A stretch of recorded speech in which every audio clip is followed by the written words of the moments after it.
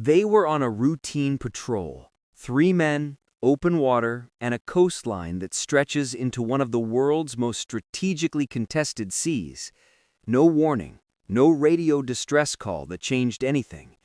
By the time the shooting stopped, all 3 were dead, and the Arabian Sea had become a battlefield for the first time in Pakistan's long and brutal insurgency war. What happened out on that water is not just a tragedy, it is a declaration. Breaking news. On Sunday, April 12, 2026, separatist insurgents killed 3 Pakistan Coast Guard personnel in what security officials are calling the first ever attack on one of the maritime authorities' patrol boats operating in the Arabian Sea. Intelligence and police officials confirmed the boat was conducting a routine patrol in a coastal area close to the Pakistan-Iran border when militants opened fire, killing all 3 on board. The banned separatist group, Balochistan Liberation Army, the BLA, has claimed full responsibility for the attack. Authorities have launched an investigation, and security has been heightened across the area.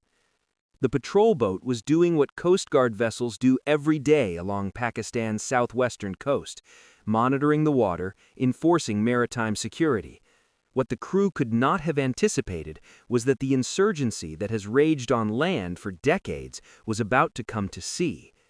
In a statement released after the attack, the BLA declared, "Following the operations on land, the action in maritime boundaries marks a new development in the BLA's military strategy."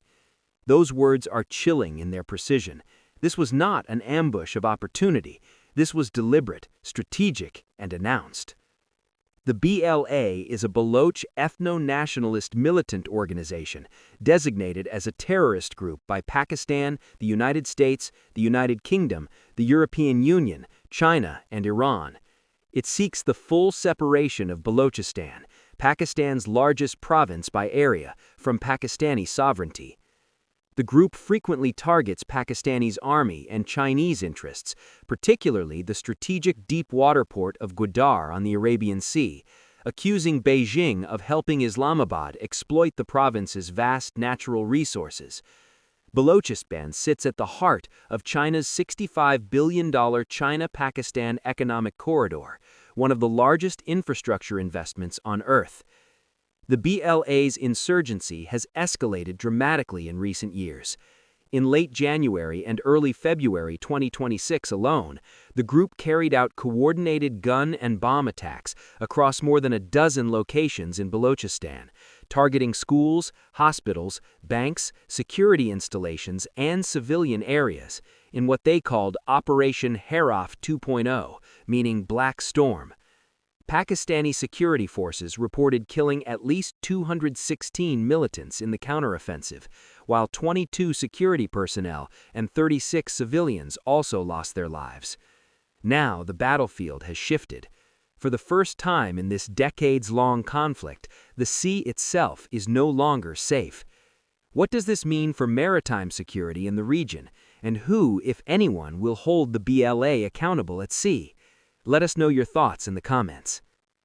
Balochistan, bigger than Germany in total area, sits at the intersection of China's economic ambitions, Iran's regional politics, and broader Western strategic interests.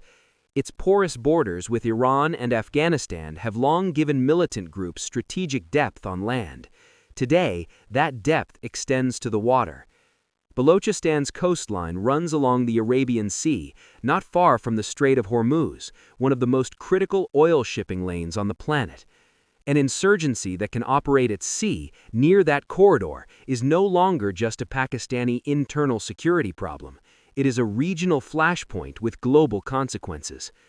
The question that no government in Islamabad, Beijing, or Washington has yet fully answered is this. After more than 2 decades of military operations, why is the BLA growing stronger, not weaker? This is Untold Truths, where the stories the world needs to hear get told. If this story moved you, drop your thoughts in the comments. Subscribe now so you never miss a breaking story. The truth doesn't wait, and neither do we.